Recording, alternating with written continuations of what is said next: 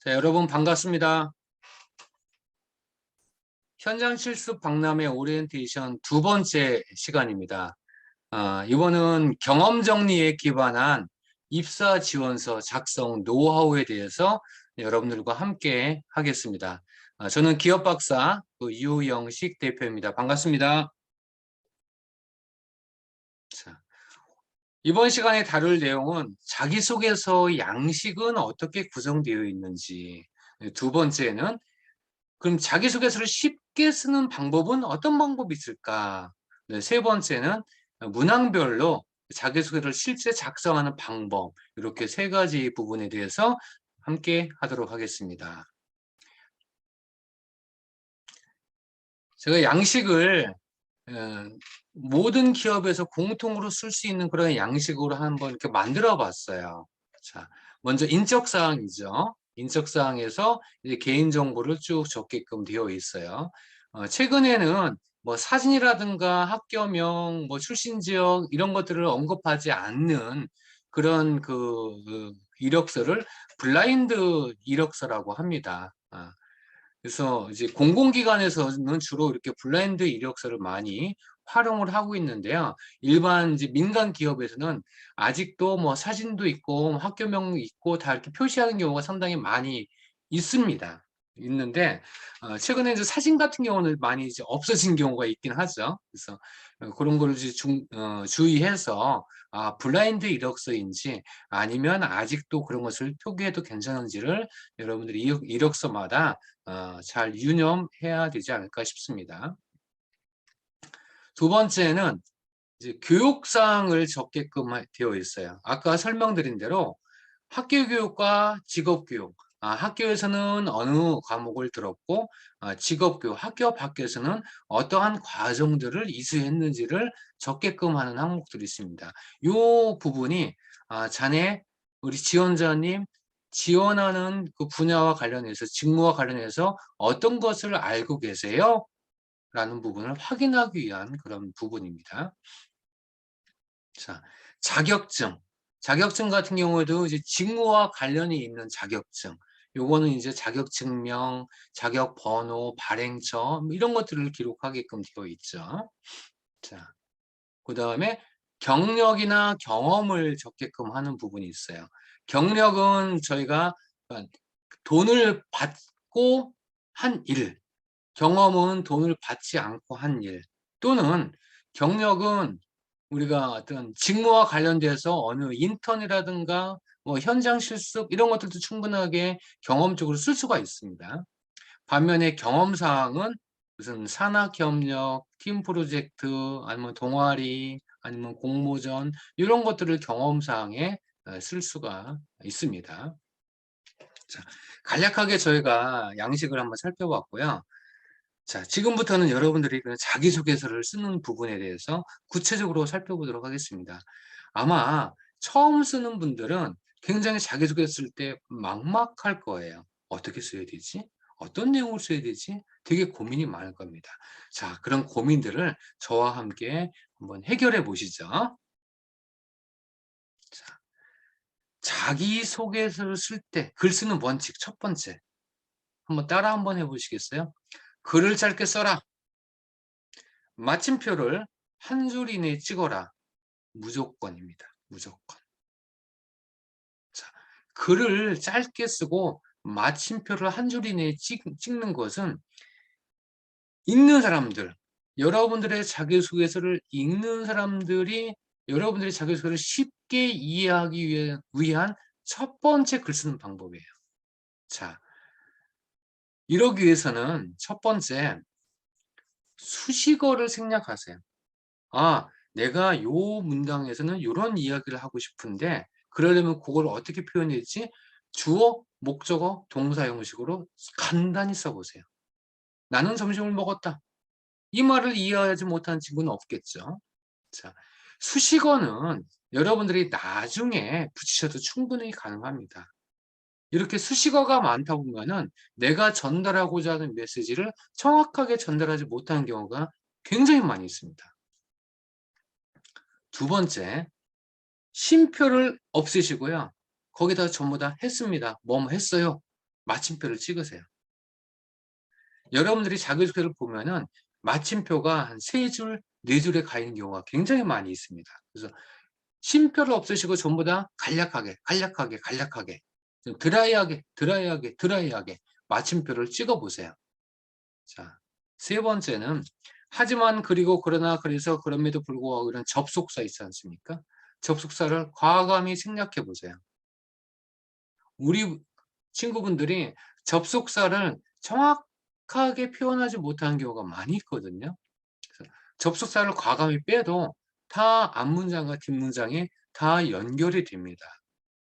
물론 꼭 접속사를 사용해야 될 곳이 있긴 합니다. 하지만 일단 다 빼고 한번 써보시기 바랍니다. 자, 네 번째 굉장히 중요한 말인데요. 내가 이야기하고자 하는, 말하고자 하는 그 핵심, 키워드는 한 문장에 하나만 쓰세요. 자, 제가 예시를 한번 들었습니다. 제 성격의 장점은 성실하고 침착하기도 하지만 대외 활동을 좋아해서 다른 사람들과 함께 항상 교류하는 것을 즐겨합니다. 이 친구의 성격의 장점이 뭐죠? 모르겠다예요. 만약에 쓰려고 한다면은 제 성격의 장점은 2가지인데요. 첫째, 성실합니다. 둘째, 침착합니다. 이렇게 구분해서 쓰세요. 여러분들이 이 부분, 내가 이야기하고자 하는 그 키워드만 강조하게끔 표현을 하라. 이게 첫 번째, 글을 짧게 써라. 마침표를 한 줄 이내에 찍어라의 원칙입니다. 자, 두 번째 원칙은 여러분들의 어떤 경험을 3줄에서 5줄로 줄여서 쓰세요. 이게 가능한가요? 네, 가능합니다. 3줄에서 5줄로 충분하게 여러분들의 경험을 다 설명을 할 수가 있습니다. 자, 그러기 위해서요. 쓰는 방법들을. 자, 아마 여러분들은 어떤 상황 설명이 굉장히 길을 거예요. 글을 쓰다 보면은. 근데 그런 상황 설명들은 글을 읽는 인사 담당자들은 관심이 별로 없어요. 그 부분을 빨리 넘어가고 그 상황에서 어떠한 행동을 했는지 그 부분을 보고 싶어 하거든요. 근데 여러분들은 그런 행동 부분은 저 한 6줄, 7줄 뒤에 가 있고 앞부분에 너무너무 상황이 길다 보면은 인사 담당자가 피곤해요. 그 내용을 이해하기가 힘들어서. 그래서 앞부분 설명하는 부분을 과감히 줄이는 방법을 생각해 보시라. 뒤에 어떻게 줄이는지는 제가 다시 한번 설명을 드리도록 하겠습니다. 그 경험이 왜 내가 설명하는지에 대한 이유 부분을 우리가 표시하는 경우가 종종 있습니다. 왜 그런 행동을 했죠? 왜 그런 생각을 했어요? 이런 이유가 분명해진다. 그래서 자기소개서에 직접 이유가 표시되는 경우도 있고 없는 경우도 있지만은 표시되는 이유에는 내가 이러한 이유 때문에 이러이러한 행동을 했어요. 부분을 우리 명확하게 표시를 했어야 된다. 자, 요거는요. 소제목과 관련된 부분을 제가 설명드린 겁니다. 소제목은 전체적인 문항을 충분하게 이해할 수 있을 정도로 그냥 드라이하게 쓰시면 됩니다. 근데 우리는 이걸 되게 화려하게 쓰려고 많이 얘기를 해요. 많이. 그래서 소제목도 전체 내용을 파악할 수 있도록 간략하고 드라이하게 쓰자라는 말씀을 드리고 싶습니다. 자, 세 번째 키워드는 인사 담당자는 수필을 못 읽는다. 자, 이 얘기는 무슨 얘기냐면요. 인사 담당자가 원하는 단어가 있고요. 인사 담당자가 잘 읽는 그런 이 내용들이 있습니다. 그래서 그러한 방법, 그럼 인사 담당자는 어떤 식의 글들을 잘 볼까? 그 부분을 생각하면서 쓰시라라는 얘기입니다. 첫 번째는 아까 상황도 그랬지만은 일기처럼 쭉 쓰지 마세요. 여러분들이 제가 요 박스에 있는 내용을 한번 적어 봤어요. 한번 눈으로 한번 쭉 읽어 보시겠어요?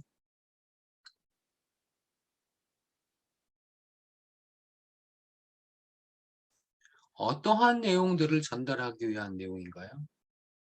문장은 굉장히 많이 있지만은 인사 담당자는 딱 두 개밖에 여기서 얻을 게 없습니다. 아, 전자공학부로 전과했네. 전기기사 자격증을 취득했네. 다른 내용들은 거의 필요가 없는 내용들이에요.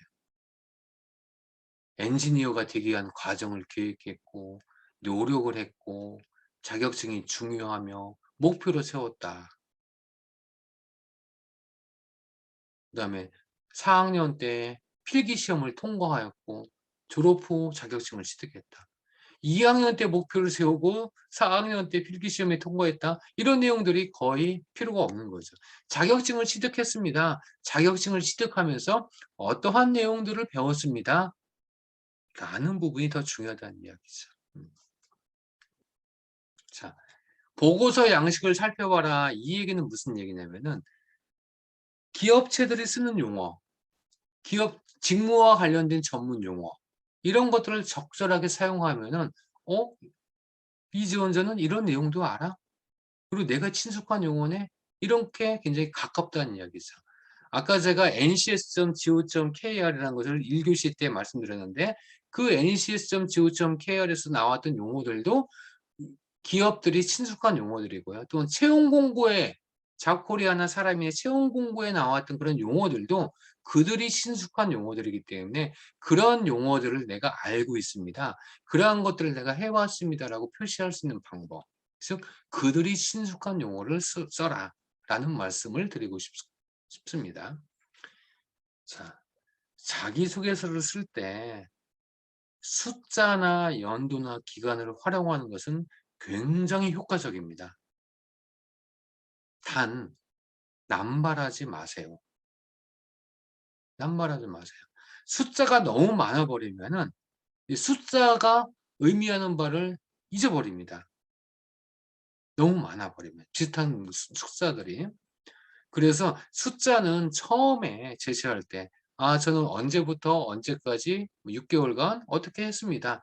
요렇게 처음에 얘기를 하거나 마지막 결론에서 어떤 결과를 나올 때 그때 뭐 1 등 했어요. 이런 방법으로 결과에서 표현하는 방법. 이 정도의 숫자만 표현하는 게 좋다. 너무 비슷한 숫자들을 많이 남발하지는 마세요라고 말씀드릴 수가 있습니다. 자. 굉장히 중요한 부분입니다. 그림을 그려주세요. 저희가 그 신문들을 읽을 때 보면은 타픽, 제목 보고 또 부제 보고 굉장히 궁금해서 어떤 내용이 있을까? 이렇게 좀 찾아보지 않습니까? 똑같아요. 자기소개서의 첫 번째, 전 2019년 2월부터 6개월간 캐나다 어느 대학교에서 교환학생 경험이 있습니다. 라고 썼다고 가정을 해요. 그럼 두 번째, 세 번째, 네 번째 어떤 문장이 나오기를 기대할까요? 이 지원자가 왜 갔지? 이 지원자가 가서 교환학생 가서 무엇을 했지? 그다음에 지금 그 경험, 그 교환학생 경험을 왜 지금 얘기하는 거지? 이 세 가지가 궁금한 거예요. 왜 갔지? 가서 뭐 했지? 그리고 그 경험을 지금 왜 얘기하는 거야? 그래서 자기소개서도 똑같이 제가 교환학생 갔습니다. 저는 교환학생 간 이유는 캐나다의 뭐 화장품 산업에 대해서 공부하러 갔습니다. 이거 공부하러 갔습니다. 거기 공부했는데 어떤 방법으로 공부했습니다. 그리고 그러한 경험이 당신 네 회사에 들어가서 화장품 산업에 대해서 어떻게 내가 마케팅하려고 어, 마케팅하기 위해서 지원했습니다. 이런 방법으로 그렇죠. 그 사람들이 원하는 그런 내용들만 기재해도 좋다. 이게 그림을 그려줘라입니다. 자, 네 번째 키워드는 인사 담당자는 180도 각도를 못 본다. 이게 무슨 얘기일까요? 기업의 채용 담당자는 그 기업의 인재상 또 직무에 맞는 그 인성, 태도를 갖춘 분들을 채용을 하기를 원하는 거예요. 즉 그거는 요렇게 한 45도 각도라고 생각을 해도 돼요. 근데 우리 지원자분들은 그냥 이걸 생각하지 않고 내 실제 장점, 내 실제 경험들만 막 써요. 이 각도가 안 맞는 거예요. 자, 그래서 여러분들의 경험을 막 부채꼴처럼 나열하지 마시고 그 기업이 원하는 인재상이나 이게 뭔가 그 키워드를 잘 살펴보시고 그래서 제 성격도 두 가지를 준비하라. 이게 무슨 말이에요? 성격도 두 가지를 준비하라? 어떻게 보면 이런 거예요. 저는 굉장히 활달해요. 굉장히 쾌활해요. 라고 썼어요. 성격의 장단점에. 근데 해당 직무의 필요 역량을 보면은 꼼꼼하고 차분하고 조용한 사람이 이 일을 잘할 것 같다라고 기재가 어디에 되어 있어요. 그런데 저는 활발해요를 써 버렸어요. 안 맞는 거죠. 그러면 내가 꼼꼼했던 기억이 있나? 아마 여러분들 기억 속에는 그런 경험이 조금이라도 있을 거예요. 자, 그럼 그런 경험을 가지고 그 조금 있었던 그 꼼꼼했었던 꼼꼼한 경험을 여러분들이 조금 더 잘 포장을 해서 저는 꼼꼼했던 이러한 경험들이 있습니다. 라고 경험을 각색을 하는 거예요. 이 각색은 없는 것을 새로 만드는 게 아니거든요. 다만 여러분들이 별로 생각하지 않았던, 별로 중요하게 생각하지 않았던 그러한 경험들을 잘 포장해서 부각시키는 그런 작업을 경험을 각색하라라고 저는 말씀드리는 겁니다. 절대 없는 경험을 쓰라. 이 얘기는 절대로 아닙니다. 그러면은 안 돼요, 그거는요. 자, 네 번째는 우리가 자기소개서를 쓰다 보면은 어떤 상황이 전개가 되냐면 내가 없어요. 동아리 활동을 하는데 동아리 활동 회장이 있고 뭐 다른 분들이 막 나오고 어느 때는 뭐 교수님이 나오고 뭐 조교님이 나오고 막 이러거든요. 이런데 근데 자네는 뭐 했지? 내가 한 활동이 너무나 없는 거예요. 근데 자기소개서에서는 "내가 무슨 행동을 했습니다." 이 부분을 부각시켜야 된다. 그러려면은 주변의 사람들을 과감히 조연으로 아니면은 거의 등장시키지 않을 정도로 축소하는 작업. 이 작업이 많이 필요합니다. 그래서 그 어떤 상황에서 내가 무슨 행동을 했을 때 내가 부각될 수 있도록 등장인물도 변장시켜라 라는 말씀입니다. 자, 이와 같이 글도 짧게 쓰고 그다음에 등장인물도 변장시키고 뭐 180도 각도를 못 보고 여러 가지 말씀을 드렸어요. 자, 그렇다고 한다면은 문항별로 어떻게 써야 되지? 이를 한번 보도록 하겠습니다. 자, 제가 샘플로 하나 이렇게 보여드렸습니다. 여러분들이 잠시 한번 눈으로 한번 쭉 한번 읽어보시기 바랍니다.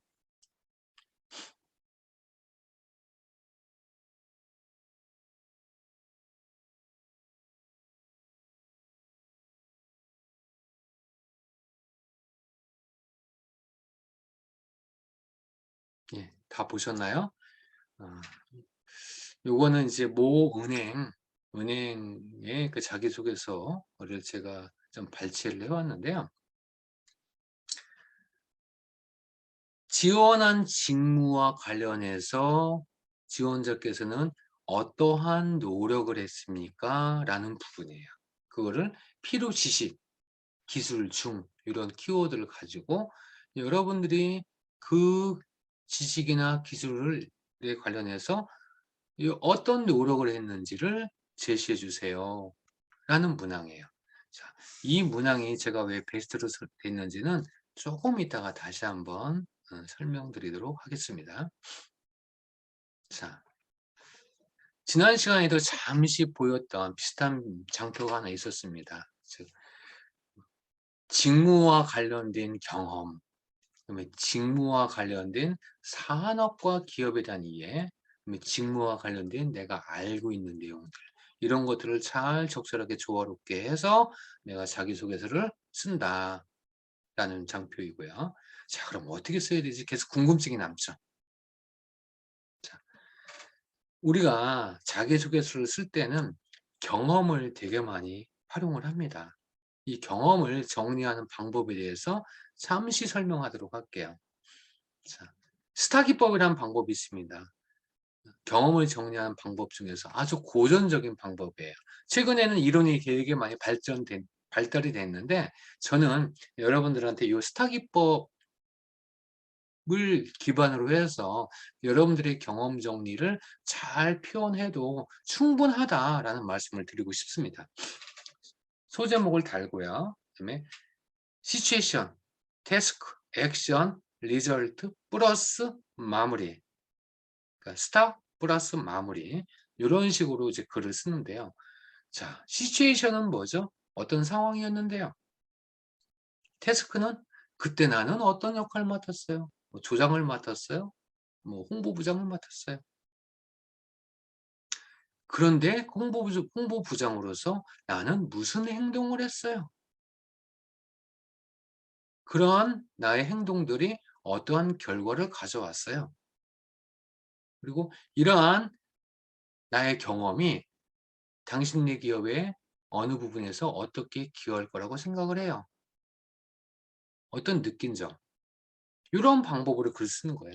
이러한 방법이 글을 쓸 때 한 5줄, 6줄, 많게는 6줄, 요 내에 그 분량 내에 다 표현을 해야 된다는 얘기죠. 자, 그런데 요즘에는 아까도 잠깐 살펴봤지만은 왜 그런 행동을 했는데, 왜 그런 생각을 했는데, 이 why라는 질문이 종종 나와요. 종종. 그래서 굉장히 스타 플러스 마무리도 쓰기 어려운데 왜 이걸 다 하필 또 어떻게 해야 되지? 여러분들이 이런 어떤 내가 했던 경험들에서 '아 내가 이런 생각을 내가 했었지.'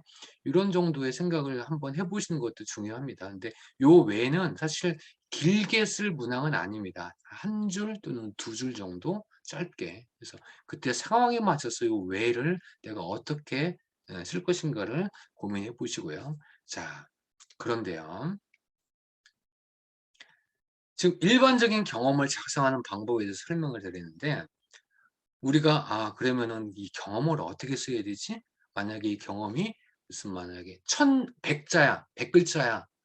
그렇다면은 요렇게 한번 분량을 한번 미리 나눠 보시기 바랍니다.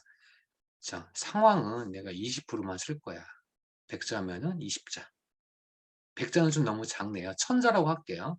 1000자면은 내가 200자는 상황을 쓸 거야. 그때 나의 역할, 태스크는 한 10% 정도, 한 100자 정도, 원래는 한 50자만 써도 돼요. 자, 나의 행동은 얼마 정도 쓸까? 40에서 한 450자?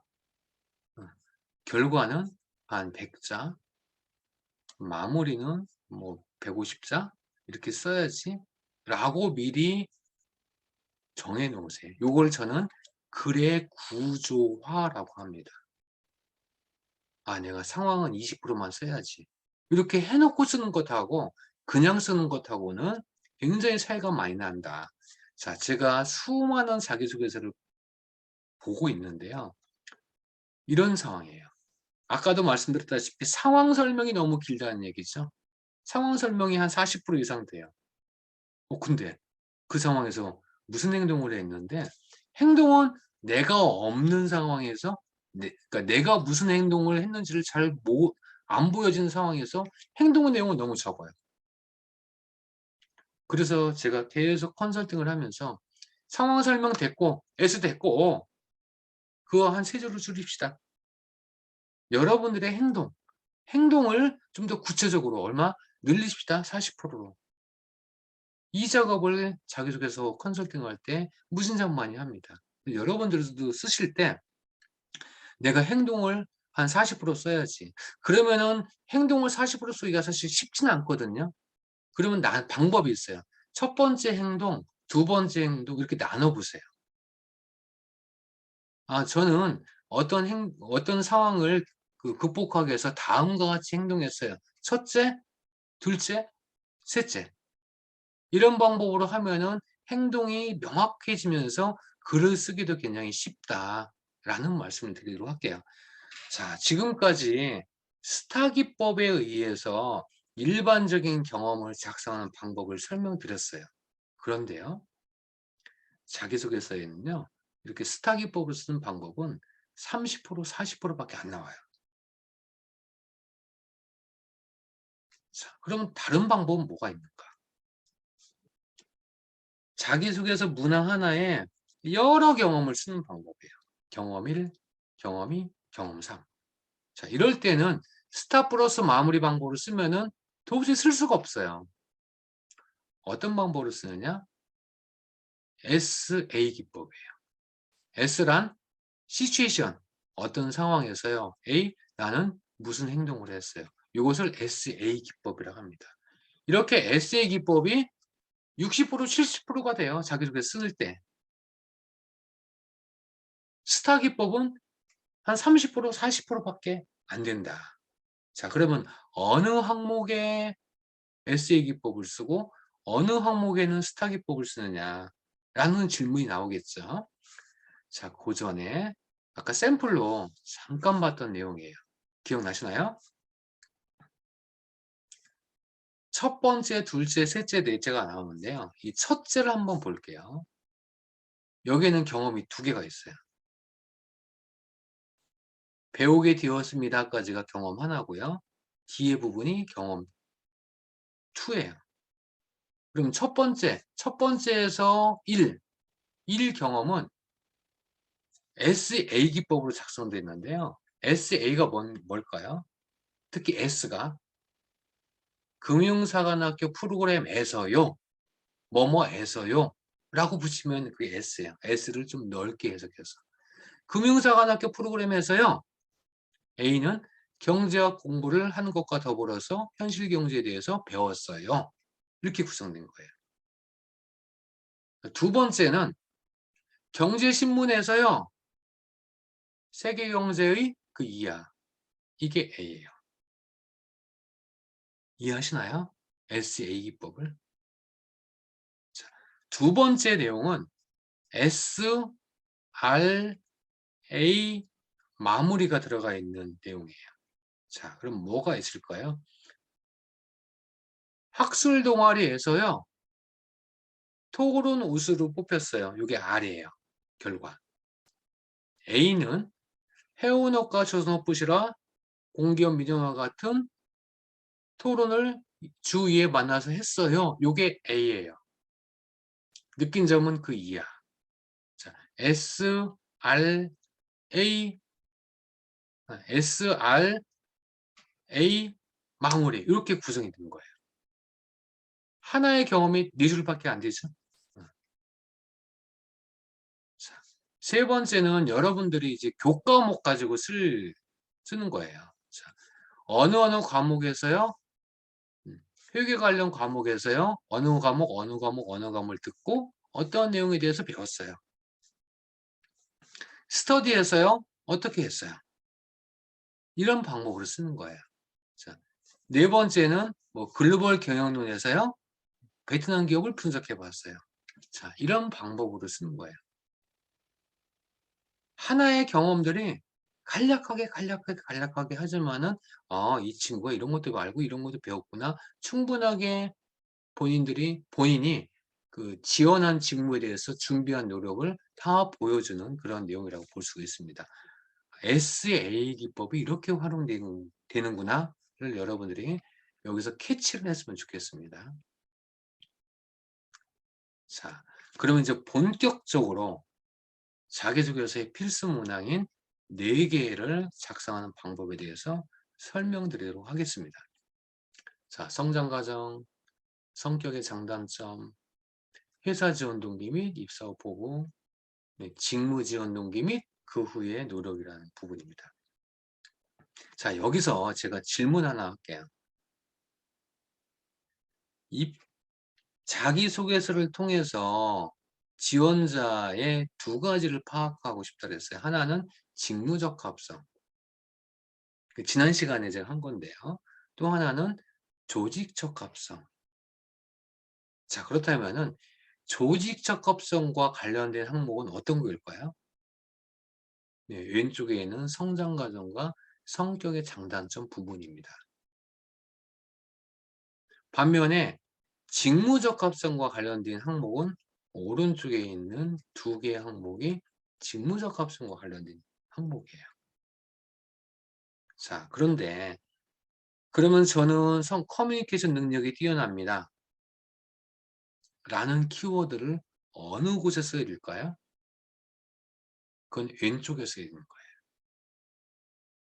반면에 저는 뭐 파이썬 프로그램을 잘 다룰 줄 압니다. 아니면 인턴에서 어떤 것을 배웠습니다. 이거는 오른쪽에 써야 되는 항목이에요. 근데 우리 친구들이 어떻게 쓰냐면은 저 인턴을 활동을 하면서요 커뮤니케이션 능력을 키웠습니다. 이렇게 써버려요. 이 오른쪽에다가. 자, 정리를 할게요. 왼쪽에 있는 항목은 인성과 조직적 합성에 관련된 내용을 키워드를 쓰고 오른쪽은 직무와 관련된 내용을 쓴다. 키워드 자체를. 그렇게 구분하시고요. 경험도 왼쪽에 있는 항목은 직무 외 경험 쓰는 것이 더 좋아요. 그렇다고 직무와 관련된 경험을 쓰지 말라는 얘기는 아니지만은 전부 다 직무와 관련된 경험만 쓰면은 이 친구가 그럼 무슨 뭐 다른 건 없나? 너무나 이렇게 편중되어 있다는 얘기죠. 그래서 왼쪽은 가급적 뭐 동아리 활동한 거 아니면 봉사 활동한 거 뭐 해외여행 간 거 기타 다른 여러 가지 활동들 직무 외에 그런 경험들을 쓰시는 게 좋다. 이런 말씀을 드리고 싶어요. 제가 드린 말씀 지금 이해하시나요? 직무 적합성과 조직 적합성에 관련된 키워드를 구별해서 쓰자. 자, 그러면 첫 번째 보도록 할게요. 첫 번째 질문은 이렇게 나와요. 본인의 성장 과정을 기술하되 현재 자신에게 가장 큰 영향을 끼친 사건, 인물 등을 포함하여 기술하라. 삼성 문제거든요. 근데 이렇게 삼성 문제를 가지고 많은 기업들이 거의 비슷하게 문제를 내요. 성격의 장단점 볼까요? 본인의 성격의 장점을 발휘한 경험과 단점을 극복한 사례를 쓰세요. 자, 회사 지원 동기와 입사 후보를 볼까요? 본인이 회사를 선택하는 기준은 무엇이며 왜 우리 기업이 그 기준에 적합한지 기술하고 입사 후 회사에서 이루고 싶은 꿈이 뭔지 쓰세요. 이렇게 나와요. 여기서 본인이 회사를 선택하는 기준은 무엇이며 왜 우리 기업이 그 기준에 적합한지 기술하고 요거는 그냥 쉽게 우리 회사를 지원한 동기는 무엇이고 이렇게 나오는 경우도 많아요. 자, 마지막은 직무를 선택한 동기는 무엇이고 그 지원 직무의 필요 지식 기술 중 지원자가 경쟁력이 있다고 생각하는 것을 제시하고 그 경쟁력을 갖추기 위해서 어떤 노력을 해야 하는지 쓰세요. 문항이 되게 길죠. 이런 식의 문제들이 나와요. 근데 표현은 어떤다 하더라도 다 비슷한 내용들이에요. 자, 그러면 성장 과정부터 볼까요? 성장 과정 쓰는 법. 성장 과정을 쓰러가면서 성장 과정을 쓰지 말라고 한다. 이게 성장 과정이에요. 무슨 얘기죠? 오늘 이 장표에서는 제가 설명을 안 드리지만은 그 역량이라는 게 있어요. 역량. 일을 잘할 수 있는 능력. 일을 잘할 수 있는 능력 같은 경우를 평가할 때 여러분들의 경험을 물어요. 경험을 물을 때 이론이 있는데요. 제가 이론까지는 구체적으로 설명 안 하고 하나만 말씀드릴게요. 최근 3년에서 5년 사이의 경험을 묻도록 해요. 그래서 성장 과정을 쓸 때도 여러분들이 초등학교 때부터 이걸 쓰는 게 아니라는 이야기죠. 어느 한 시점부터 지금 현재까지 요거를 성장 과정이라고 정의하시면 되고 가급적 5년 이내를 쓰시는 게 좋다. 요 말씀을 드리고요. 성장 과정에는 두 가지가 있어요. 하나는 가치관 중심으로 쓰는 방법이 있고요. 또 하나는 직무 중심으로 쓰는 방법이 있는데요. 먼저 두 번째, 이 직무 중심으로 쓰다 보면은 뒤에 그 직무 지원 동기와 완전히 겹치기 때문에 어떻게 쓸 수가 없어요. 치명적인 약점을 갖고 있어요. 그러니까 중복이 굉장히 많이 되거든요. 그래서 저는 성장 과정을 쓸 때는 가치관 중심으로 쓰자. 그리고 많은 기업들이 아예 성장 과정을 가치관 중심으로 문항이 나오는 경우가 되게 많이 있습니다. 그래서 성장 과정은 가치관 중심 이렇게 생각을 해 주세요. 근데 가치관 되게 어렵잖아요. 그죠? 그래서 요거 가치관을 좀 더 편하게 생활 신조 좀 이렇게 약간 편하게 생각하셔도 돼요. 자, 그럼 글을 쓸 때 어떻게 쓰느냐? 제 가치관은 뭐예요? 그리고 가치관을 형성한 계기는 사건이죠. 나 이유, 그리고 가치관을 발휘했던 경험. 요렇게 틀을 잡아 놓으시고 쓰시는 거예요. 저는 항상 새로운 것을 추구하자를 제 가치관으로 삼고 있습니다. 첫 번째 줄에 이렇게 써 놓으세요. 그러니까 항상 새로운 것을 추구하자. 그건 여러분들의 가치관이나 생활신조를 쓰셔야 되겠죠? 제가 그렇게 저런 그 생활신조를 삼게 된 이유는 계기는 뭐뭐입니다.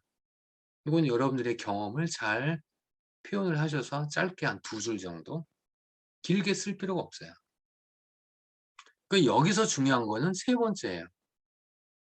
항상 새로운 것을 추구하자를 가치관으로 생활신조로 삼은 이후에 어떤 상황에서요? 저는 그런 행동을 했어요. 어떤 행동? 새로운 것을 추구한 행동.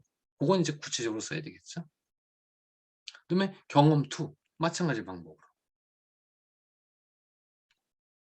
이렇게 쓰면은 평가자는 '왜 가치관이 저거밖에 안 되지?' 이게 평가하는 게 아니에요. '아 이런 상황에서 그런 경험을 했단 말이야? 그럼 그 가치관이 생활 신조가 맞네?' 그걸 보고 평가하는 거예요. 즉 경험 보고. 이해하시나요? 그래서 자기소개서 요게 한 600 자, 700 자, 한 700자 정도 보통 쓰는데요. 그러면 경험 1, 경험 2가 한 250, 250 정도 돼요.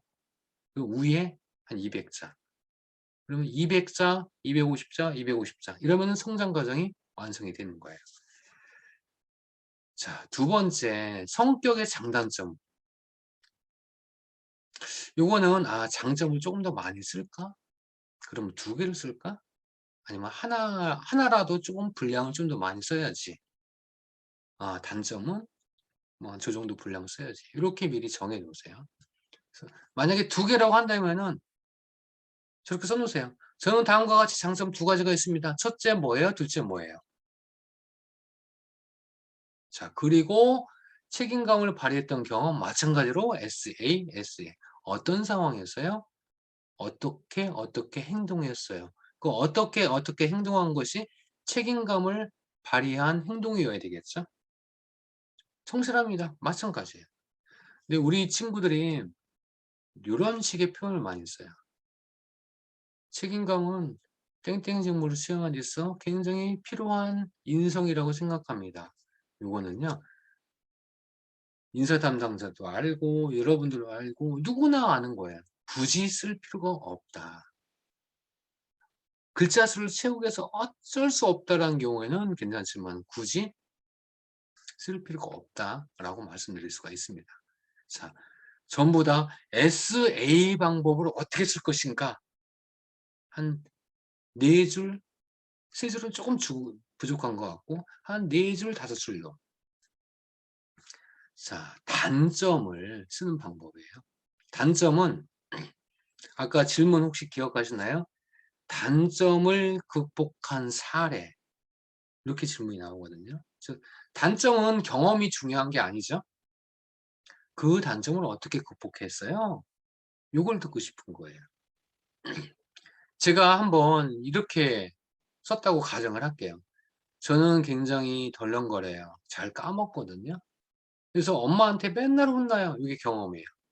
이를 극복하기 위하여 저는 메모를 하기 시작했습니다. 라고 썼어요. 여러분 점수를 줄까요? 안 줄까요? 저는 안 줘요. 왜? 메모를 하기 시작했어? 어떤 방법으로 메모를 했는데? 그게 없는 거예요. 자, 그러면 어떻게? 이를 극복하기 위하여 저는 다음과 같이 메모를 하기 시작했습니다. 첫째, 아침에 일어나면은 그날 할 일 꼼꼼하게 다이어리에 다시 한번 적어 봤어요. 두 번째, 그날 중요한 미팅이 있으면 녹음해서 다시 들어봐요. 왜? 잘 까먹기 때문에. 세 번째, 저녁에는 그날 한 일 다시 한번 기록해서 잊어먹지 않도록 노력해요. 이렇게 쓰면 점수 써요. 자, 별것도 아닌 첫째, 둘째, 셋째를 나눴는데 그건 점수를 준단 말이에요. 그렇게 구체적으로 노력을 했으니까. 그래서 단점은 내가 어떤 노력을 했는지 구체적으로 간단히 쓰는 방법. 물론 저질 체력이 단점은 아니에요. 이건 제가 예를 들기 위해서 설명을 한 거예요. 이를 극복하기 위해서 저는 오전엔 수영, 오후엔 헬스, 주말엔 등산을 다니면서 극복했어요. 아주 구체적인 액션, 이런 식으로 표현을 하자라는 말씀입니다. 자기소개에서 가장 어려운 부분입니다. 지원 동기요. 정말 어려워요. 지원 동기는 다음과 같이 1번, 2번, 3번, 4번 네 가지 형태로 출제가 돼요. 자, 첫 번째, 지원 동기를 쓰세요. 뭘 쓰라는 건지 몰라요. 예? 지원 동기는 두 가지가 있거든요. 회사 지원 동기, 직무 지원 동기. 근데 지원 동기를 쓰세요 이러면은 뭘 써야 될지 몰라요. 이런 경우에는 다른 항목에 혹시 회사나 직무 지원 동기가 없으면은 저 지원 동기는 두 개 다 쓰는 게 좋아요.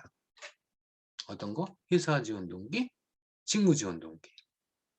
자, 대부분의 경우에는 2번하고 3번 형태로 출제가 됩니다. 어떻게? 회사 지원 동기와 입사 보고, 직무 지원 동기와 그 후의 노력. 이런 출제가 되게 많이 있다.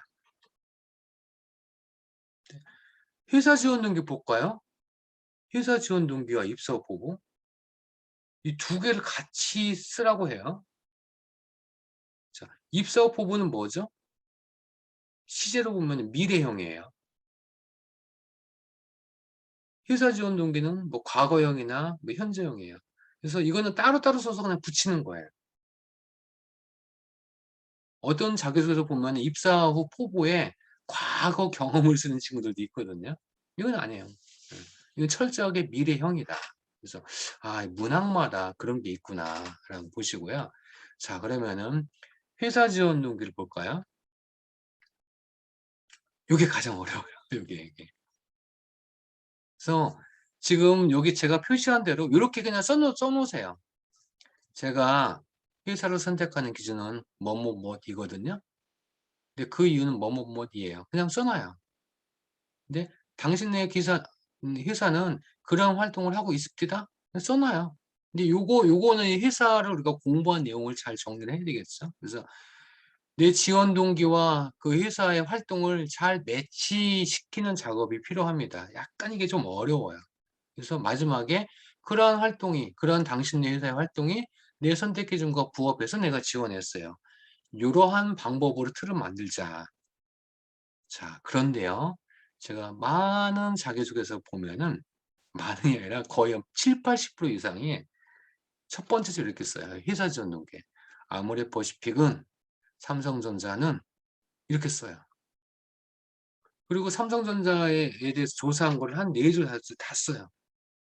그리고 맨 마지막에 그 끝 무렵에 제가 이에 뭐 감동하여 뭐 이것에 대해서 내가 공감하여 지원했습니다. 이렇게 써요. 여러분이 회사 지원 동기가 없는 거예요. 그래서 뭐가 됐든 땡땡땡입니다는 뭐가 됐든 간에 그냥 이틀을 제가 당신 회사를 지원한 동기는 땡땡땡입니다. 써놓고 보자. 자, 그런데 우리가 땡땡땡을 문제를 풀어야 하잖아요. 사실은 그래서 여러분들이 회사를 선택하는 기준을 여러분 나름대로 한 2개, 3개 정도를 한번 고민할 필요가 있어요. 고민할. 쉽게 안 떠오르잖아요. 그래서 제가 일단 두 가지만 한번 설명드릴게요. 대기업용하고 중견기업용, 중견이나 중소기업용. 대기업용은 이런 식으로 표현해도 좋아요. 제가 회사를 선택하는 기준은 회사의 성장과 조직원, 종업원의 성장을 함께 고려하는 회사에서 근무하고 싶어요.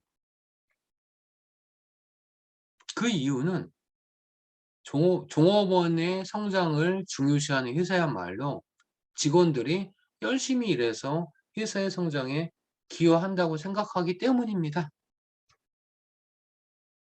근데 당신네 회사를 보니 기업의 성장에는 어떠어떠한 노력을 하고 있고 종업원의 복지나 경력 개발에 위해서는 어떤 노력을 하고 있습니다. 이건 이제 조사하면 나오잖아요.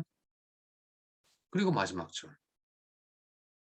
이런 방법으로 쓰면은 어떨까 싶고요. 중소기업이나 중견기업은 뭐 종업원 복지 잘 안 나와. 그죠? 뭐 나오는 경우는 있긴 하지만 이럴 때는 그 중소기업이나 중견기업 버전은 이런 방법으로 하는 것도 좋아요. 제가 회사를 선택하는 기준은 어느 한 분야에서 세계 최고가 되기 위해서 노력하는 회사에서 근무하고 싶어요. 저도 평소에 주어진 일에 최선을 항상 최선을 다하고 있거든요. 근데 당신네 활동을 보니 뭐 품질에서 아니면 마케팅에서 아니면 어느 부분에서 세계가 최고가 되기 위해서 어떤 노력을 하고 있습니다. 그래서 제가 지원했어요. 자, 이런 방법으로 설명을 하는 것들. 그래서 여러분들이 요 선택 기준을 여러분들이 한번 고민을 하셔서 잘 한번 세워보는 것이 굉장히 중요하다. 그리고 제발 삼성전자는 이렇게 시작하지 마십시오. 꼭 저는 이라고 시작을 하십시오. 이래야 여러분의 지원 동기가 나옵니다. 어설퍼도 괜찮습니다. 자, 세 번째는 이제 직무 지원 동기예요. 제가 품질관리 직무를 선택했어요. 품질관리 직무를 선택하게 된 계기는 뭐 어느 교수님 수업을 들으면서 아니면 어떻습니다. 요거는 이제 여러분들하고 보통 같이 고민해야 될 내용이죠. 자, 중요한 거는 자기소개서에서 제일로 중요한 항목이 이 항목이거든요. 자, 땡땡 직무의 경쟁력을 높이기 위해 저는 다음과 같이 노력했어요. 어떻게? KSE. 많이 들어봤죠? KSE. 자, 지식, 기술, 경험. 그래서 지난 시간에 우리가 학교 전공 공부 이런 것에 대해서 교과목을 정리해보고 학교 밖에서 직업교육에서 듣는 것을 한번 표현을 해보자. 여기에 됐을 거예요. 첫째, 저는 무슨 공부를 했습니다. 어느 과목에서 뭘 배웠습니다. 자, 두 번째는 어느 자격증을 취득했습니다. 아니면 어떤 프로그램들을 제가 잘 다룰 줄 알거든 합니다. 세 번째는 뭐 인턴십 아니면 여러분들이 이제 가게 될 현장 실습에서 이러한 것들을 해봤습니다. 자, 이래서 삼각형을 보여주는 거예요. 아, 이 친구가 이런 것도 안 해? 이런 것들을 다룰 줄 아네? 이런 걸 해봤네? 근데 많은 친구들이 삼각형을 보여주기가 어려워. 안 되니까. 안 되거나 아니면은 표현한 방법을 모르니까 어느 하나만 가지고 설명하거나 여기에다가 커뮤니케이션 능력 같은 그런 키워드를 넣는다는 얘기죠. 여기는 그런 키워드들이 들어갈 자리가 아니다. 지금 인성과 관련된 키워드가 들어갈 자리가 아니다라는 말씀을 드리고 싶고요. 자, 마지막이 이제 입사후 포부예요. 입사후 포부에서는 저는 땡땡 직무에서 어떠어떠한 전문가가 되고 싶어요를 먼저 쓰는 거예요. 이걸 저는 이제 CDP라고 합니다. CDP. 커리어 디벨롭먼트 플랜. 여러분들의 경력 개발 계획. 그래서 요 전문가가 되고자 합니다. 이를 위해서 저는 다음과 같이 노력할래요. 여기 전부 다 미래형이죠. 그래서 요것도 마찬가지로 KSA. 이번에 E가 아니에요. E는 관련 경험이니까 과거형이니까 KSA. 저는 지식 분야에서 어떤 것을 공부를 더 하고요. 또 어떤 프로그램들이나 자격증을 더 취득을 할 예정이고요. 그 다음에 에티튜드. 여기서 보면은 많은 친구들이 이 에티튜드만 입사 포부에 쓰거든요. 왜? KS를 쓰는 걸 모르니까. 에티튜드는 조직의 어떤 융화를 위해서 어떠어떠한 태도를 앞으로도 함양하겠습니다. 이런 식의 에티튜드 용어로 쓴다. 이러면은 특히 입사 포부에서 K하고 S를 쓰면 이 친구가 이런 용어도 안 해? 이런 어떤 개념도 안 해? 이렇게 굉장히 고급스럽게 바뀐다. 근데 여러분들이 입사 후에 배워야 될 K가 뭐고 S가 뭔지를 아까 제가 ncs.go.kr 설명하면서 5수준, 6수준, 7수준에 있는 키워드들을 여기다 활용을 하는 거예요. 자, 여기다가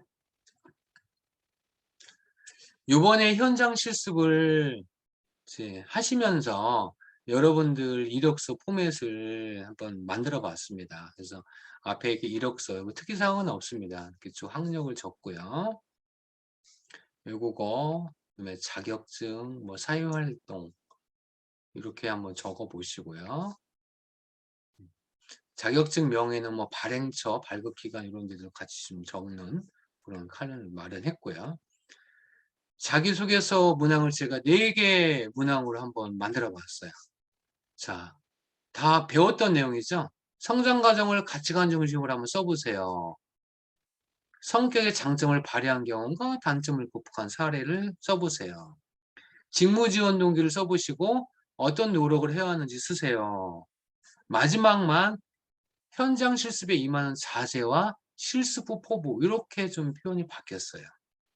하지만 여러분들이 앞에 제가 쭉 설명드린 자기소개서 쓰는 방법론 이런 걸 가지고 이런 방법으로 쓰는구나 하면 여러분들이 아마 훌륭한 현장 실습 이력서 자기소개서가 되지 않을까 싶습니다. 여러분들 이렇게 쓰시면은 이런 자기소개서를 가지고 저를 비롯한 저를 포함해서 6분의 전문가분들이 여러분들과 함께 이제 1대1 자기소개서 컨설팅을 진행을 해서 좀 더 완벽한 자기소개서를 만들기 위해서 같이 노력을 할 겁니다. 자, 2번째 시간은 제가 자기소개서 작성하는 방법에 대해서 설명을 드렸습니다. 여러분들이 현장 실습에 잘 지원하셔서 조금 고민하셔서 자기소개를 쓰시고 저를 비롯한 전문가들과 함께 좀 더 멋진 자기소개서를 만들기 위해서 다 같이 한번 노력을 해봅시다. 자, 2번째 강의 이렇게 마치도록 하겠습니다. 감사합니다.